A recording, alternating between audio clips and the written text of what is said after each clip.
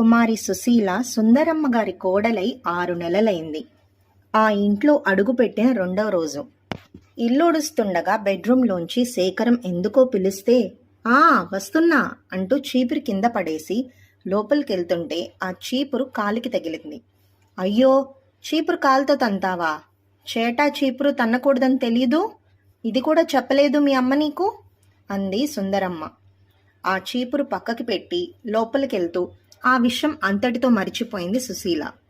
ఆ మర్నాడు తన స్నేహితురాలి కొడుకు పుట్టినరోజు ఫంక్షన్కి ఇద్దరూ బయలుదేరుతుండగా సుశీల తయారయ్యి బయటికి వచ్చి నుంచొని "త్వరగా రండి, టైం అవుతుంది" అంటుంటే, "అశుభానికి ఆడవాళ్లు ముందు నడవాలి, శుభానికి మగవాళ్లు ముందు నడవాలి, ఇది కూడా నీకు చెప్పాలా?" అని అత్తగారు అన్నప్పుడు మాత్రం సుశీలకి లీలగా ఏదో అనుమానం కలిగింది. ఆ తర్వాత రోజు మధ్యాహ్నం కాసేపు పడుకొని లేచి మొహం కడుక్కుంటుంటే తన చేతులకేసి చూస్తూ "ఒక్క గాజే వేసుకున్నావేమిటే, ఒంటి గాజుతో ఉండకూడదు" అంటున్నప్పుడు మాత్రం విషయం అర్థమై భయమేసింది. ఆ రోజు నుంచి ఈ రోజు దాకా ప్రతిరోజు ఆవకాయ నుంచి ఆనపకాయ దాకా ఏదో ఒక విషయంలో సుశీల అత్తగారికి దొరికిపోతుంది. అలా నేలపైన శబ్దం చేస్తూ నడవకూడదని తెలీదు?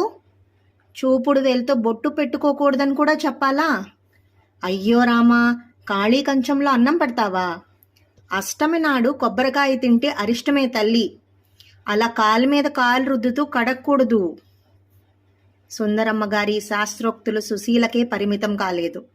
ఓ రోజు స్నేహితురాలు ఇంటికొచ్చి ముచ్చట్లాడుతుండగా మాటల మధ్యలో